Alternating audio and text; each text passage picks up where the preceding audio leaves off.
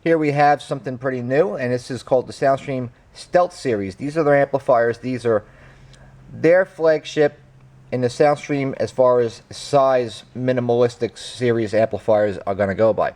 This amplifier, in their entirety, take up, I'd say, approximately 0.5 or 1/2 of 1 cubic foot in airspace just for mounting size requirements. Very small, very sleek amplifier.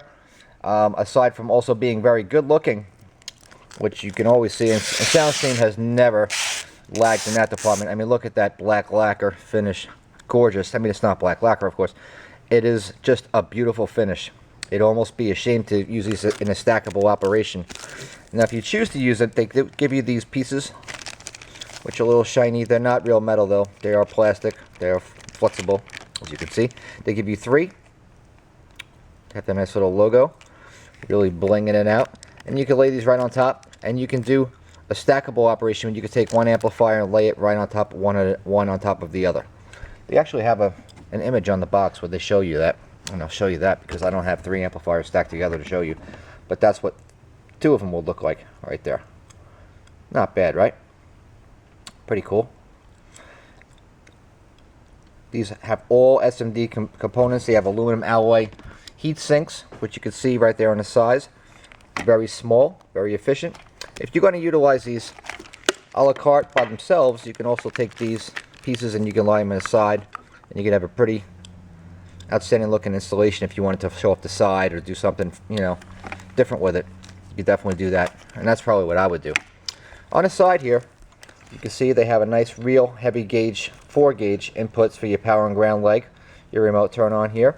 And you have your 2 channels just for your left and right speaker audio outputs, and you also have a bridge channel using the summed output of left positive and right negative. On the other side.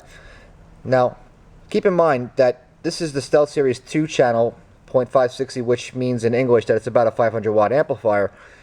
I would only utilize this myself personally, probably for a sub amplifier. However, notice that this amplifier has the absence of a wired sub remote volume gain control.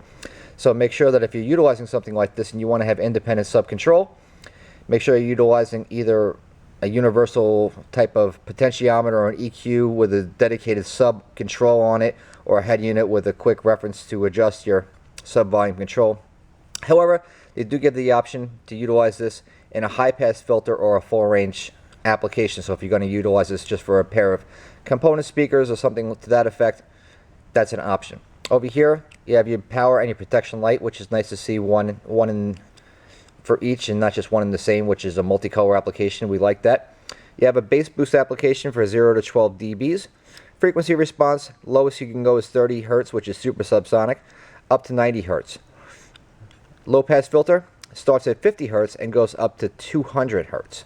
Crossover here is electronic. Step it up to high pass filter, a low pass filter just with a push of a button. High pass filter, which I talked a little bit about before, starts at 15,000 Hertz, and you can limit low pass frequencies as low as 200 Hertz. So that would be the lowest you can filter on this guy.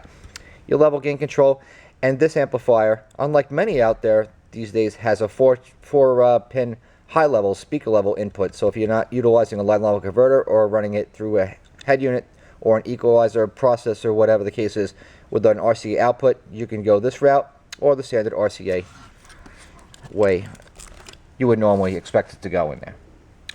There are 7 amplifiers in this series. There's one which is bigger and does not have the same exact size for stackability purposes as the other 3. But the 3 on the sub-series would be the SCL 2.560. There's a 4.500, which is a 4-channel.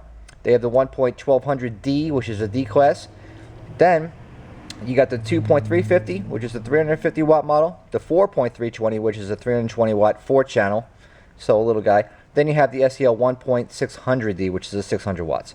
So with that said, the 6-channel is just a lot more than a 6-channel. I mean, it's a 5-channel amplifier, plus it's a monster. It's a 5.1 home theater system, really, in a box. But that's going to be a separate amplifier. I'm not going to really touch on that. But these things are perfect for hiding underneath your seats, stacking in the corners of your trunk, or just cramming in as much power as you can into a small place. These amplifiers allow you to be as stealthy as you need to be or as bold as you want to be, just because of the sheer amount of power that these little monsters create, and the lack or the absence of heat that they will displace, which is a very good thing for me. Big thing, because you don't want to have a lot of power and a whole lot of bulbs, but a whole lot of wasted energy, because amplifiers are just like light bulbs. The brighter they are, the hotter the bulb is, the more waste of your money, your power, your alternator charging, the whole bit. But real quick, specs on this amplifier: two channels, 150 watts at 4 ohms per channel, so times 2, 4 ohms, which is the standard car audio speaker. You got 150 by 2. You bring it down to 2 ohms, you got 280 by 2. Single channel, bridged, 4 ohms, 560 watts. So not too bad. It's big on power, small on size. I mean, really, this is a cool little amplifier. I really like these. So Stealth Series, that's my look at the Cell Series, and keep a look at. I'm also going to be doing the reviews on 2 other series as well. So keep that in mind. Nice little amplifiers.